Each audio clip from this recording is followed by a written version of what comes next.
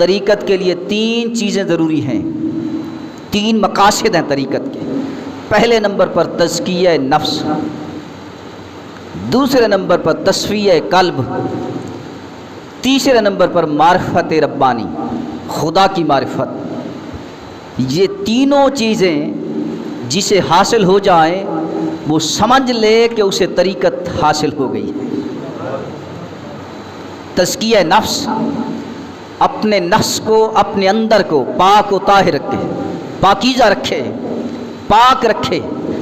قرآن کہتا ہے قد افلح من تزکا وذکر اسم ربہ فصلی، تحقیق وہی شخص کامیاب ہے کہ جس نے تزکیہ نفس اختیار کیا ہے، جس نے اپنے اندر کو، اپنے نفس کو پاک رکھا ہے، وہی کامیاب ہے۔ قرآن کہتا ہے قد افلح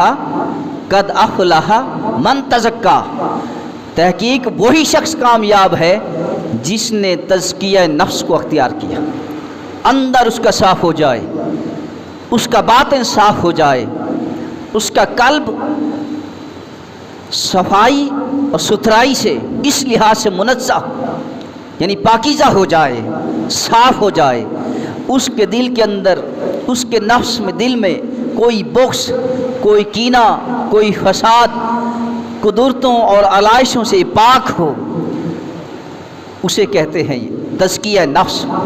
دوسرے نمبر پہ تصفیہ قلب، اس کا قلب صاف ہو جائے۔ جب اس کا قلب صاف ہوگا تو پھر وہ ایسی ایسی چیزیں بھی دیکھ سکتا ہے جو دوسرے لوگوں کی نظر میں نہیں آتی۔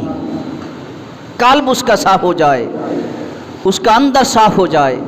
تیسرے نمبر پہ معرفت ربانی، خدا کی معرفت حاصل ہو جائے، خدا کی پہچان حاصل ہو جائے۔ حضرت امام دہلوی رحمۃ اللہ علیہ لکھتے ہیں اول العلم معرفت اللہ، مسند فردوس میں فرماتے ہیں اول العلم معرفت اللہ، پہلا علم ہی خدا کی معرفت ہے۔ اور اللہ کریم نے فرمایا وما خلقت الجن والانس الا لیعبدون، اللہ نے فرمایا ہم نے جنوں اور انسانوں کو اس لیے پیدا کیا ہے تاکہ وہ میری عبادت کریں۔